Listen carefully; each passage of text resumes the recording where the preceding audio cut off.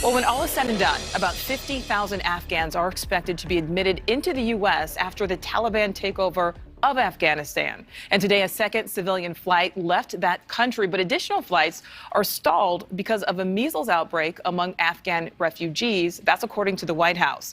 And today, the Biden administration offered journalists a look inside Fort Bliss, where some refugees will go for the first time today. And this comes about a week after News Nation obtained exclusive photos showing unsanitary conditions at the base.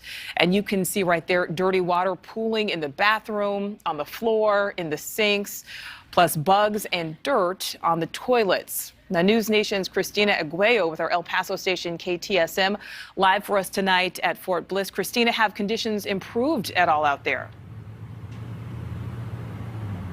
Well, I would say so, Nicole. I didn't see anything like what you just described or that were in any of the pictures that you showed on the screen. However, I do want to start from the beginning of our trip this morning. When we arrived here, we were escorted inside the base by a soldier. We hopped on a chopper, took about a 15-minute flight, and arrived at Doña Ana village. Before we landed, we circled around about 4 times, officials saying they wanted to give us an idea of how massive the facility was. When we got to the ground, we were given sort of a day in the life of an evacuee. When they get there, the processing center, they go through medical, temporary housing, and then out processing, which is where they are relocated to different cities across the nation. While I was there, I saw little kids running around. They were playing, they were smiling, some of them carrying 3 and 4 different to-go containers full of food. Other evacuees were giving fist bumps to the officials that were giving us the tour, saying hi, hello. Everybody seemed very content.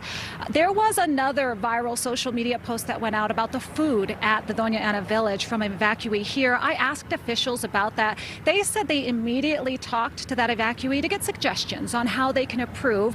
They did note that they have a 24/7 food system. It's a grab and go, so 24 hours a day, 7 days a week. The evacuees can get drinks, snacks, cookies, items such as those, but they do have access to a full dining hall, which serves culturally appropriate food. That's 3 to 4 times a day. They say they only shut that down to restock the food, and then of course at night, where they have that grab and go. We did walk by a facility that accepted donations. Amazon just donated a huge shipment containing items such as baby wipes and diapers.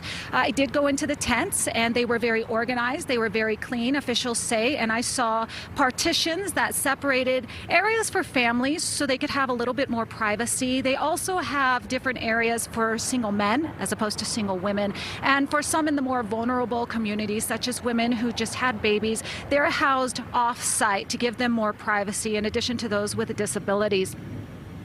The tents house about 100 people each. There's about 10,000 people. About 120 of those people have been processed to be relocated, but they have decided to stay. Most of them have decided to stay on their own free will. One official told me to keep in mind this facility went from a capacity of about 1,800 to a capacity of about 10,000 in a matter of weeks. He said it was like building a plane while flying it.